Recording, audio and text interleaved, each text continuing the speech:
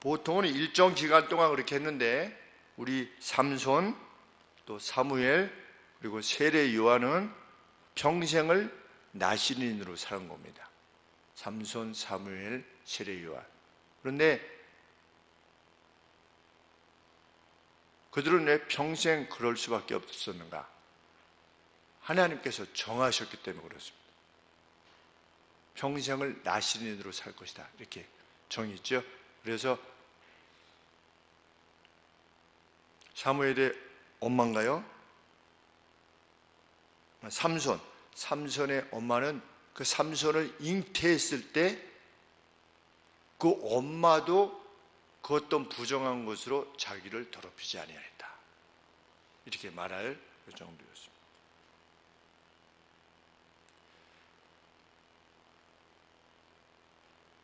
그래서 이렇게 마음을 먹은 이들을 위해서 하나님께서 법을 주셨는데 제사장보다 더 법을 분명하게 하셨습니다. 제사장에게 명하신 법보다도 더 이 나시린에게 법을 분명하게 하셔가지고 그 마음과 몸이 전적으로 헌신되게 하셨습니다. 그것을 통해서 이 나시린이 이 땅에 속하여 있는 어떤 그 매임들 이것들로부터 구별되어서 하나님을 섬기도록 하셨습니다. 그러니까 포도주를 먹지 말라 이것은 금욕을 목적으로 한 것이 아니라 하나님께로 전적으로 하나님께 헌신해라 하는 것을 목적한 것입니다. 그래서 하나님께서 먼저 그들에게 요구하신 것이 뭐냐? 포도주와 독주로부터 자신을 삼가야 된다. 하나님께서 명령하셨습니다.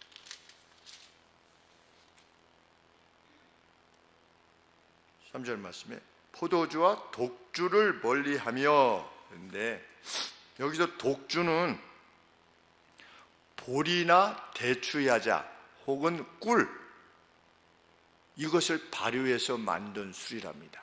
독주, 스트롱 와인, 스트롱 드링크라고 되어 있는데 쉐카르라고 이렇게 원문에 되어 있는데 독주가 뭐라고요? 보리나 대추야자나 꿀로 만든 그걸 발효해서 만든 술. 이 술로부터 어떻게 해라? 자신을 삼가야만 한다. 그리고 술뿐만 아니라 포도주나 독주로부터 만든 식초까지도 먹지 말아야 된다.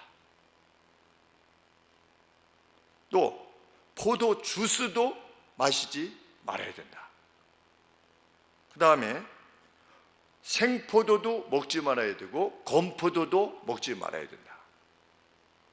심지어는 포도나무에 의해서 나온 것은 포도 씨뿐만 아니라 심지어 포도 껍질로 만든 것들도 먹지 말아야 된다.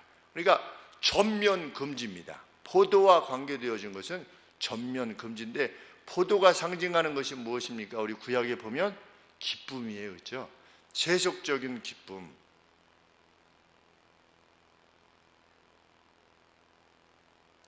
이 땅에 속한 그 어떤 세상의 즐거움과 함께하는 섬김일 수 없다는 거지요.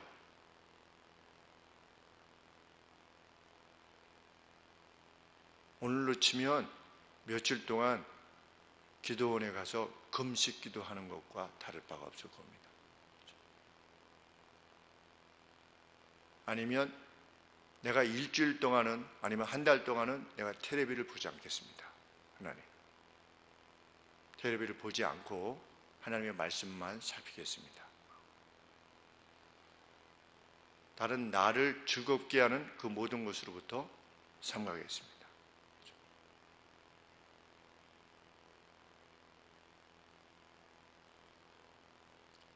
그런데 제사장들은 성막에 들어가기 전에 포도주를 마시지 말라고 했습니다. 일상에서는 마실 수 있었는데 나시린은 그 기간 동안은 마시지 않는 것입니다. 하나님만을 그만큼 생각하는 시간으로 삼으라고 하시는 거죠. 이 나실인의 규례를 생각해 보면 오늘도 우리가 그런 기간을 정해서 행하는 것이 필요하구나 하는 생각을 하게 됩니다. 1년 지나면서 일주일만이라도 이런 시간을 갖는 것이 소중하겠다. 왜? 구약의 율법은 지나간 법이 아니고 그것이 하나님을 섬기는 본래의 정신이기 때문에 우리가 다 지킬 수 있다면 이렇게 지켜야 되는 것이죠.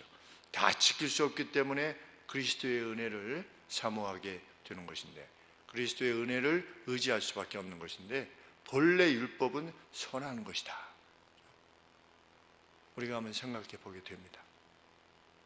나는 이렇게 내 시간을 일주일만이라도 참 드려야 되겠다. 목사들도 마찬가지겠죠. 전사님도 마찬가지겠고. 생각해 보게 됩니다.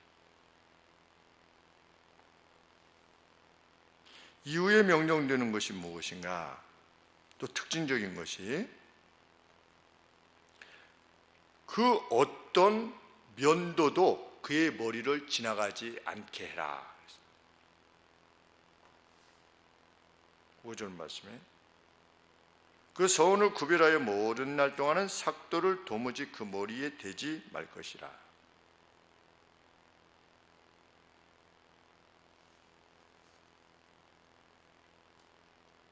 실제 말씀에 왜냐하면 자기 몸을 구별하여 하나님께 드리는 표가 그 머리에 있기 때문이다 그랬습니다. 그러니까 머리가 무슨 표라는 겁니까? 하나님께 자신을 지금 드리고 있다라고 하는 표가 되어진다는 겁니다. 내가 지금 나실인으로서 일정한 기간 동안 하나님께 나의 온몸과 정성을 다해서 드리고 있는 중이요, 나는 그 어떤 것에 있어도 하나님 앞에 나의 이 거룩한 맹세를 깨뜨릴 수가 없어, 흠이 될 수 없어 라고 하는 그 어떤 표가 뭐냐? 이게 머리라는 겁니다. 그래서 우리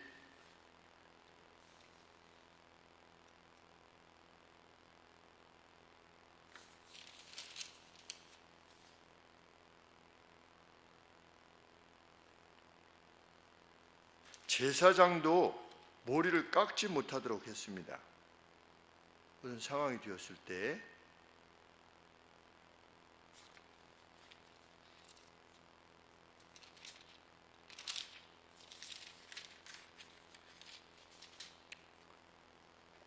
이 바네스라고 하는 주석가는 머리의 풍성함이라고 하는 것은 힘과 영광을 표현하는 것이다 그랬습니다.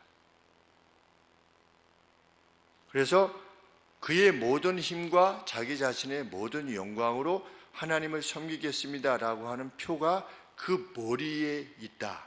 그렇기 때문에 그 기간 동안 저 사람이 나시인으로서의 규례를 지키고 있어서 하나님께 영광이 되도록 하기 위해서 지금 행하고 있다고 하는 것이 그 머리의 표로 드러나고 있는 것이죠. 그러므로 그 머리에 그 기간이 끝날 때까지는 결코 삭도를 대지 말아라, 이렇게 명령하신 겁니다.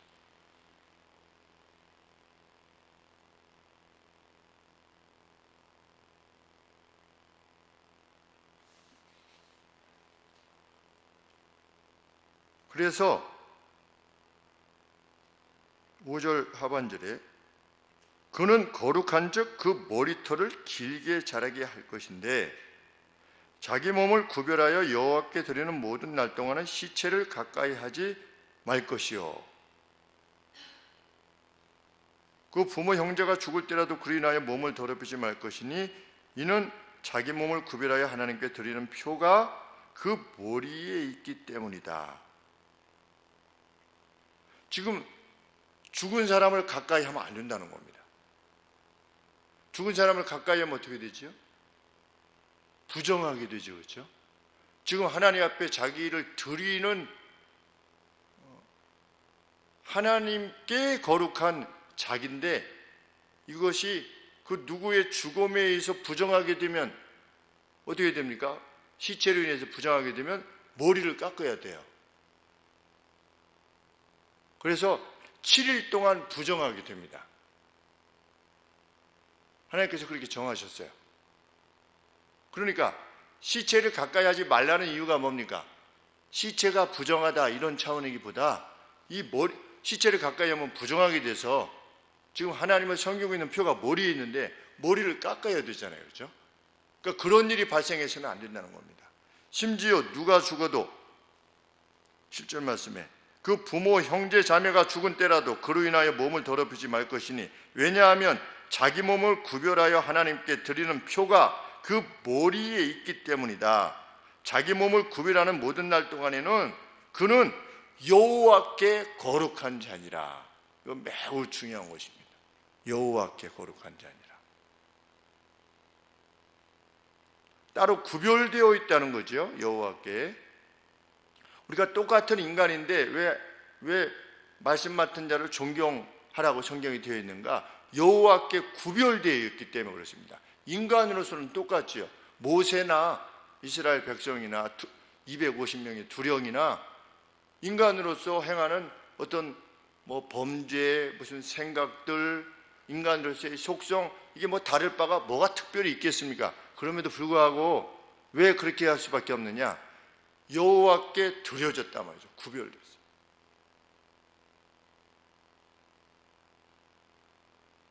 그러니까 시체를 가까이 할 수 없다. 왜? 그 몸은 하나님 앞에 맹세한 몸이기 때문이다. 그 어떤 것도 파기할 수 없다는 겁니다. 하나님께 맹세한 그 기간은. 그것을 마음에 결의한 사람이 하나님 앞에 맹세하고 나시린을 시작하라는 거죠. 그런데 이게 하나님께서 하라고 명령하신 게 아니잖아요. 그렇죠? 자원에서 하는 거잖아요.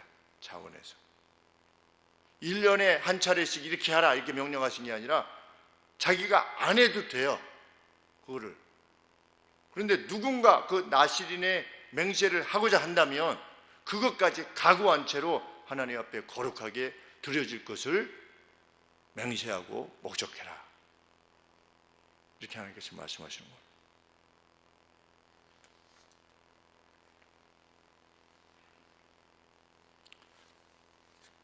그렇기 때문에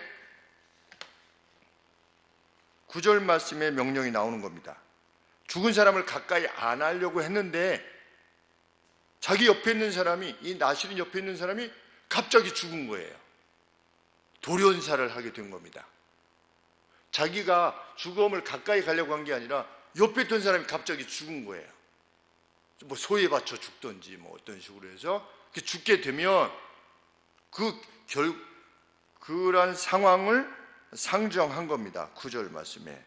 내가 옆에 죽었는데 그거 어떡하냐?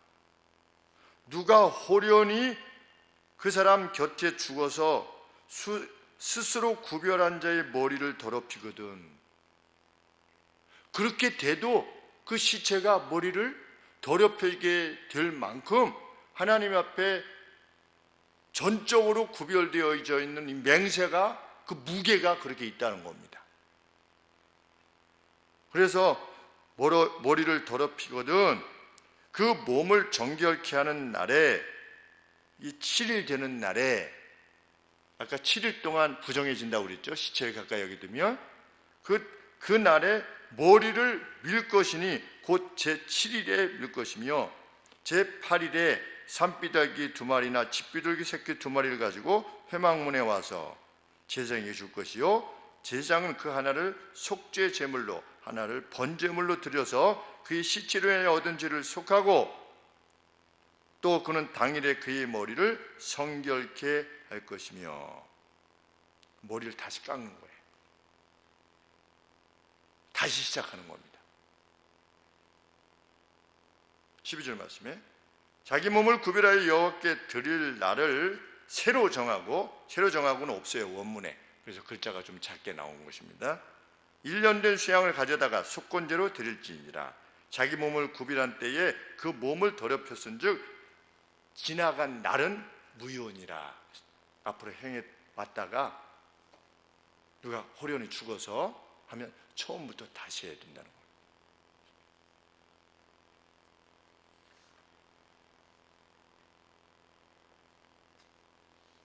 얼마나 하나님께서 자기 자신을 거룩하게 구별해서 드리는 것이 진중한 것이어야만 되는가 하는 것을 우리에게 새삼 가르쳐 주는 것입니다. 예수님 믿는다는 것이 뭔가, 하나님을 섬긴다는 것이 뭔가, 그냥 사는데 예수님이 나의 죄를 위해서 대신 죽으셨다고 그랬으니까 그거 믿으면 그냥 천국 가는 그런 것이 결코 아니라고 하는 것을 우리가 발견하게 됩니다. 이후에 어떤 사람이 그 기간을 다 채우고 났을 때 하나님께서 법을 주십니다. 13절 이하에 자기 몸을 구별한 날이 차면, 그렇죠? 차면 무엇을 가지고 와라? 흠없는 한 마리의 수양을 번제로, 번제는 뭡니까? 하나님 앞에 나의 모든 것을 드리겠습니다라고 하는 것이 번제의 의미인데, 번제로 가져오고 또 속죄제로 1년 된 암양 한 마리를 가지고 와라. 혹시나 자기가 알지 못하고 지은, 그러니까 비의도적으로 지은 죄가 있을까 하여서 속죄제를 가져오고 또 한 마리 수양을 화목제로 가져오고 또 고운 가루로 만든 무교병 그리고 기름을 바른 워퍼, 소제죠, 그렇죠? 그러니까 번제, 속죄제, 화목제, 소제 이것들을 가지고 와서 하나님 앞에 드리도록 했습니다. 그들의 전제와 함께 드리도록 해라. 15절 말씀에 전제라고 하는 것은 쏟아 부어 드리는 것이고 요제는 흔들어서 하나님 앞에 드리는 것인데, 그것을 허락해 주신 무사히 흠없이 그 기간을 하나님 앞에 드렸음을 감사해야 하는 그러한 제물을 드리도록 해라. 하나님께서 명령하신 겁니다. 그 다음에 나시리는 어떻게 해라? 18절에 자기 몸을 구별한 나시리는 회막문에서 그 머리털을 밀고 그것을 화목제물 밑에 있는 불에 둘지며, 화목제물을 이렇게 태울 때 그 밑에 불이 있지 않겠습니까? 그 화목제물 태울 때 제단에다가 자기 머리털을 이렇게 하나님 옆에 드리라는 것이죠. 자신의 전부를 하나님 앞에 드릴 수 있었음을 그렇게 하도록 허락해 주신 하나님께 모든 걸 다 드려라. 그리고 나서 제사장은 어떻게 하라? 19절에 자기 몸을 구별한 나시린이 그 머리털을 민 후에 제사장이 삶은 쇠양의 어깨와 광주리 가운데 무교병 하나와 무교전병 하나를 취하여 나시린의 두 손에 두고 여호와 앞에 요제로 흔들 것이며, 그러니까 두 손에 나시린이 그걸 붙잡고 20절에 보니까 여호와 앞에 제사장이 요제로 흔들 것이며, 그러니까 이 나시린이 가지고 있게 해가지고 그 다음에 그것을 제사장이 붙잡고 이게 흔들었는지 이렇게 하나님 앞에 이렇게 흔들도록 했단 말이죠.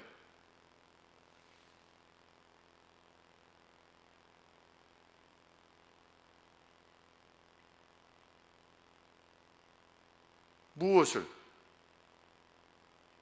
무교병 하나와 무교전병 하나를 취해서, 그렇죠, 수양의 어깨와 수양의 어떤 그 삶은 수양의 어깨와 그 소재로 드렸던 것들을 나시린의 손에 들게 한 다음에 이것을 하나님 앞에 드리도록 했어요. 그런데 소재의 그 깊은 뜻이 무엇입니까? 하나님과 마치 예수님께서 내가 너희와 이 땅에서 다시는 이 포도주를 마시지 아니할 거다. 내 아버지 앞에서 다시 마실 때 어디에서 왕의 식탁에서 같이 너희들과 먹을 때 그때까지는 내가 다시 먹지 아니할 것이다 하신 것처럼, 이 소재라고 하는 것은 하나님과 함께 그 테이블에 같이 있는 것을 상징하는 겁니다. 소재라고 하는 것은. 왜냐하면 매일의 음식을 가져와서 그 일부를 하나님 앞에 태워드렸거든요. 뭐 케이크 만든 거, 빵 만든 거, 그리고 뭐 곡식 같은 거, 이런 것들을 하나님 앞에 이렇게 흔들기도 하고 태워드리기도 했는데, 그러니까 거룩한 제사장을 통해서 이 나시린이 하나님과의 그 영적 음료와 영적인 양식을 함께 들고 있음을 표현하는 것이에요. 그 시간에 나시린이 얼마나 기뻐했을까 하는 생각을 해보게 됩니다. 자기가 하나님 앞에 그 시간을 온전히 드렸을 때 그것을 허락하신 하나님께 제물을 드리고 감사의 예물을 드리고, 또 하나님이 흠양하실 그 소재를 자기의 손으로 이렇게 요제로 흔들어서 실제로 하나님과 자기 자신이 뭘 같이 먹는 건 아니지만 하나님과 그 영적인 식탁을 같이 하고 있음을 제사장이 드러내 줄 때, 그때 얼마나 가슴이 기뻤을까 하는 생각을 해보게 됩니다. 21절에 마지막으로, 이는 곧 선한 나시린이 자기 몸을 구별한 일을 인하여 여호와께 예물을 드림과 행할 법이며 이 외에도 힘이 미치는 대로 하려니와, 그러니까 얼마든지 더 할 수 있도록 그 길을 열어놓으셨어요. 하나님께서 더 많은 것들을 가지고 와서 하나님께 할 수 있도록 했습니다. 그러면 화목제물 같은 것, 아니면 소재 이런 것들 드릴 때 그 나머지는 어떻게 했습니까? 제사장들에게 돌아가고 레위인들에게도 돌아가고, 그래서 모두가 함께 기뻐하는 시간이 됐겠죠. 이것만이 아니라 그 외에 얼마든지 더 할 수 있도록 하나님께서 허락하신 것입니다.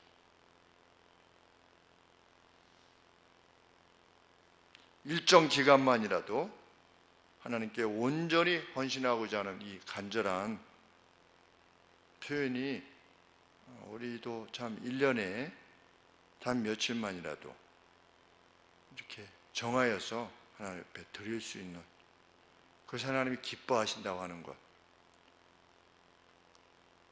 그 기간에 정하여 행하는 그가 하나님 앞에 거룩하다. 그가 하나님 앞에 거룩하다고 그랬죠.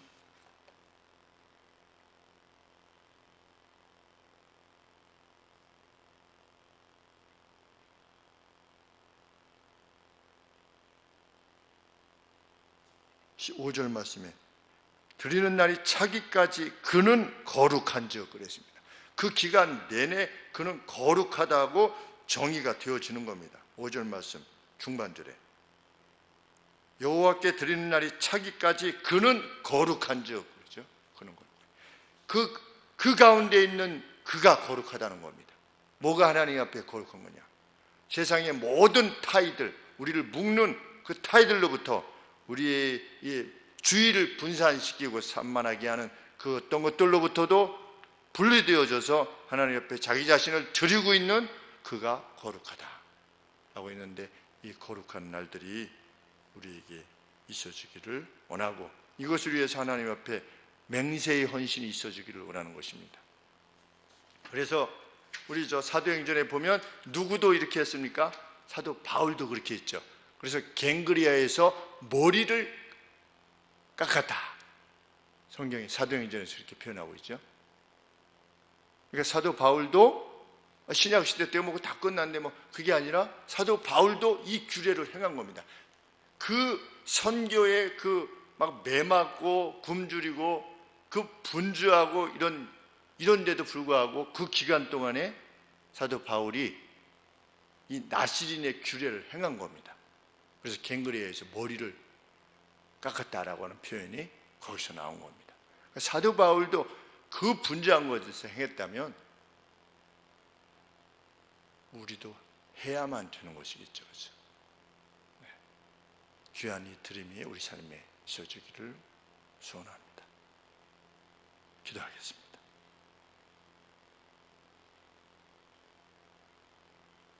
하나님, 구약의 시대에 얼마나 많은 인물들이 이 나실인의 규례를 하나님과의 관계 속에서 행했는지 우리는 알 수 없습니다.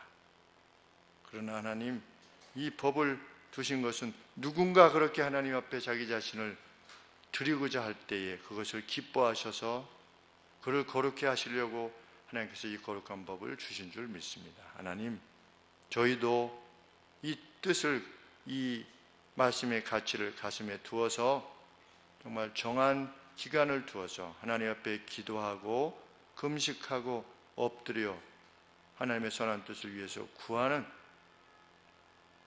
저희들이 될 수 있도록 하나님 새 힘을 허락하여 주시고 결단의 마음을 허락하여 주옵소서. 예수님의 거룩하신 이름으로 기도합나이다. 아멘.